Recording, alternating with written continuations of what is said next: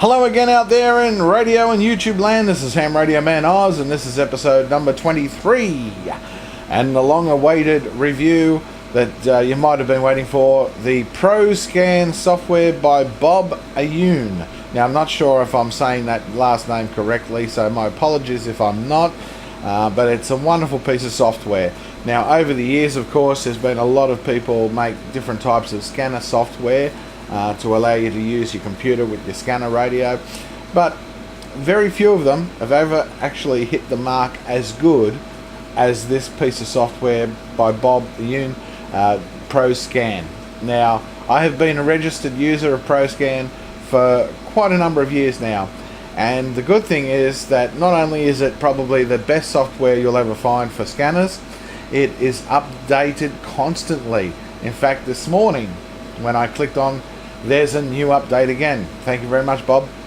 So I'm going to show you how this software works and why it's the best software you can ever use with your scanner. So let's have a look. Well, as you can see here on the screen, no doubt, is the ProScan software. And we'll just have a look at it. First of all, we have our scanner up here that is based on the scanner model that I have. So I have a Uniden BC 780 XLT or UBC 780 XLT. Now, I also have a UBC T8 and a few other scanners around as well, but the main scanner I'm using is the Trunk Tracker 3 Uniden 500 channel UBC 780 XLT.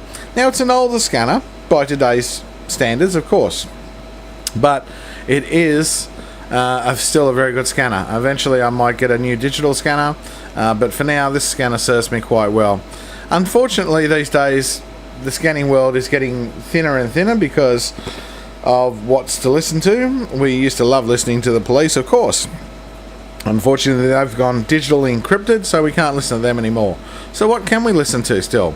Well, if you have a look at my database here, you'll see I have SeaWorld, I have Movie World, and I have Dream World just in bank number 1. So I've got the theme parks there, and they're pretty cool to listen to at times as well. Now let's have a look though at just the scanner panel, and let's have a look. I'm just going to change the display to scanner only. Okay, so let's just have a look at the scanner panel. It looks basically the same as my actual scanner. Here we can see the number of channels, what bank, whether we're holding a channel, lockout, remote, frequency, our signal strength, and of course megahertz down the bottom here as well. We also have a speaker option here to turn the speaker on and off.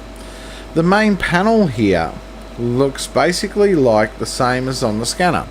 So we've got our scan, our manual, our trunk, our menu button, our select or mute button, our limit down, our search, and our hold and limit up.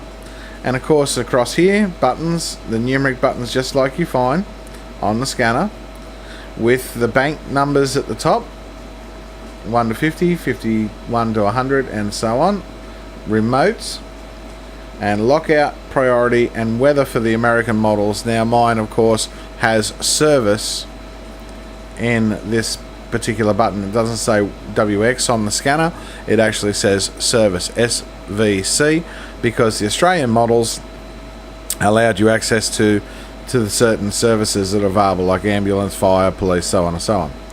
And over here you have VFO select, so you can actually turn that and tune it in here. You've also got spacings, 5K, 7.5, so on, and you resume search scan instant, 2 seconds, 1 minute, 5 minutes, 10 minutes, which actually gives you a little more options I think than actually on the scanner itself. But you've got during your scan or search, you can change how long you want it to hold after it's detected a signal. Now most of the time with scanners, they usually only give you a few seconds, I think 2 or 5 second options. The software at least allows you a minute, 5 minutes, 10 minutes. So if something interesting is happening on that channel, you can hold it there for 30 seconds, a minute, or as long as you need to before, and if really interesting, then you can hit the manual button and hold it. So that's the main screen. Now let's go back and have a look at the program itself again. Okay, so we're back here on our main screen that we have. So here's our scanner at the top. We have on the database options, scanner type, COM port, view, tools and support up the top. There are our options. Let's have a look at the database. We have new, open. We can open a new database. We can import. Now this is something that I like about this too. You can import a database from ProScan non-DMA. You can import from radio reference websites if you've got a subscription. And you can import from Sentinel favorites and HPE files. So you've got a few options there you can actually import from. I just usually open a database or create a new database, and then over here with your database options you can download all of your existing channels of your scanner straight into here for easy reference, and once you finish you can upload them as well. You can find and replace, find duplicates, you can update text tags, sort, move rows, copy rows, delete rows, get clipboard and data undo and so on. And the good thing about this is that you've only got to click in here to change a frequency or a tone. You can change that to any of the tones. You can change the attenuation, lock it out, beep, have the recording option on. I usually have the recording option on because sometimes something might happen and it's rather interesting. Now when it comes to the recording, you can use a program like either Scan Record, which a lot of people do, but there's no need to because this program does record as well. Now just have a look at the various banks. Now I have recently changed and deleted a lot of the banks that I used to have. I used to have the scanner full of frequencies, but because we lost the police service and that, and a lot of services went digital, I just wiped out the whole database, started from scratch. So I'm getting there slowly with what I like to listen to. So bank 1 I've got the theme parks.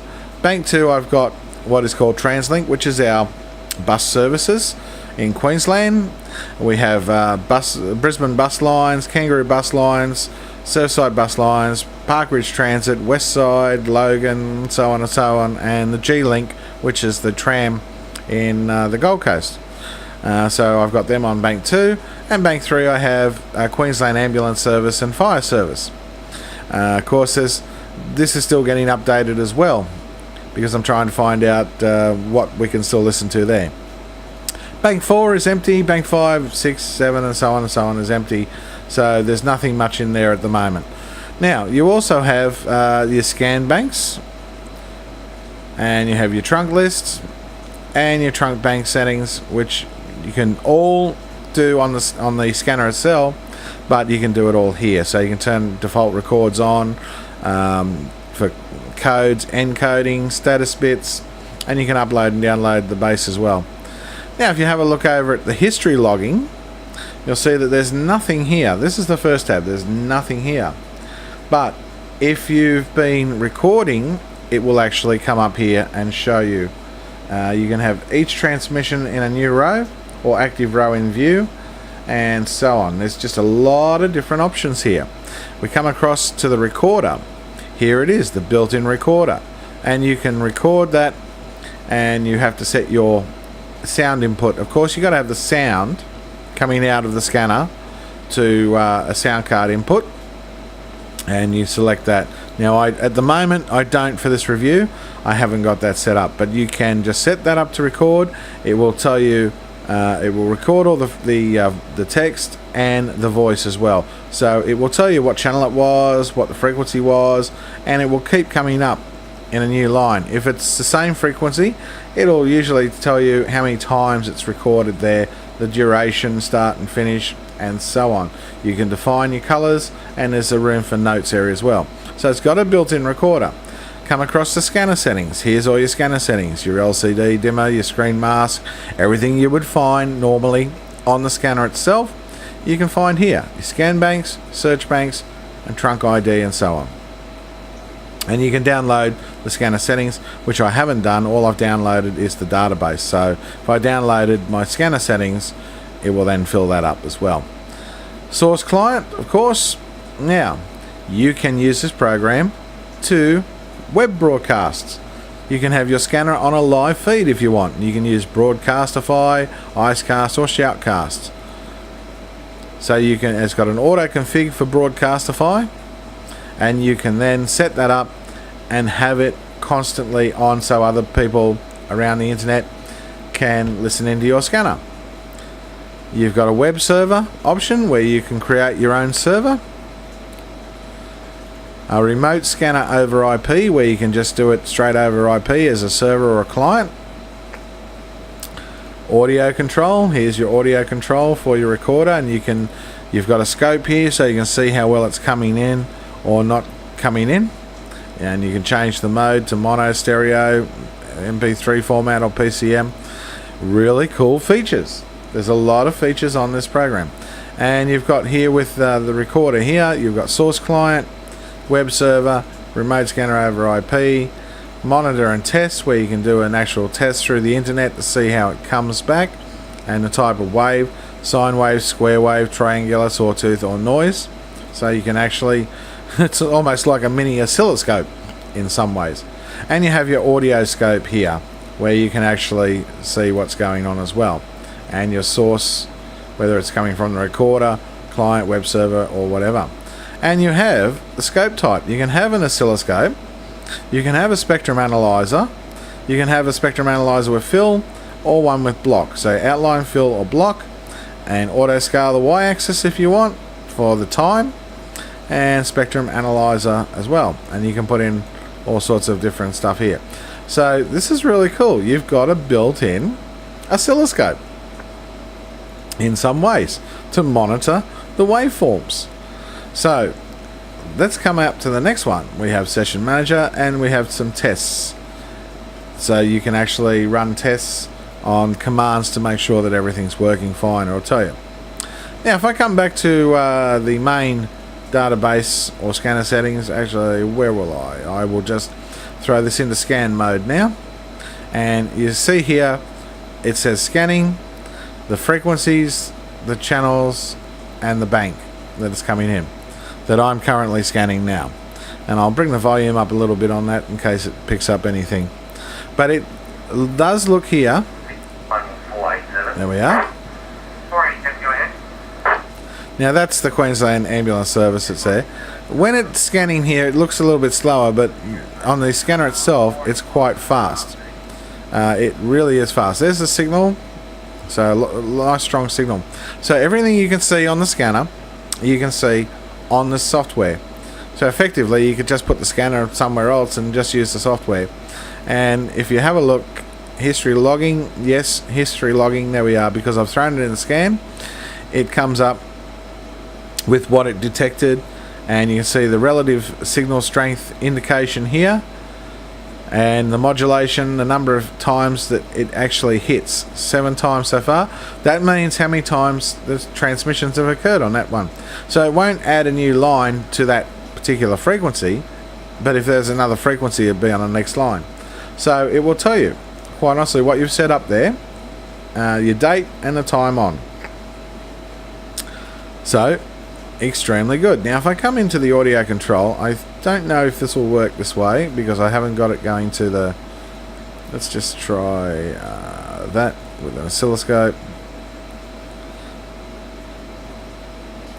I don't think it will because I haven't got the, no, I haven't got it going into the actual PC with a line out for audio, but if I did that would be showing the waveforms there. Well, I hope you enjoyed that review. That was really exciting. It's a great piece of software. Do yourself a favor, if you've got one of those scanner models on there and you're looking for some software to actually link it to the computer that's going to make sense to you, you can't go past ProScan. It is by far, my opinion, the best software that you can get so far. Unless somebody's got something better, I'd love to know if there is something better. In the meantime, I'd like to say thank you again for joining me on another wonderful episode. Please don't forget to hit that like button, big thumbs up, rate, comment, subscribe to my channel, tell your friends about it. Let's keep this channel building and rolling because that's what it's all about. So please, let me know what you think of these videos. And if you've got any other software recommendations about scanning software, please let me know. I'd love to know, and I'd love to have a look at other options as well. But in the meantime, thank you again, and we'll see you next episode. This is Ham Radio Man Oz, 73s.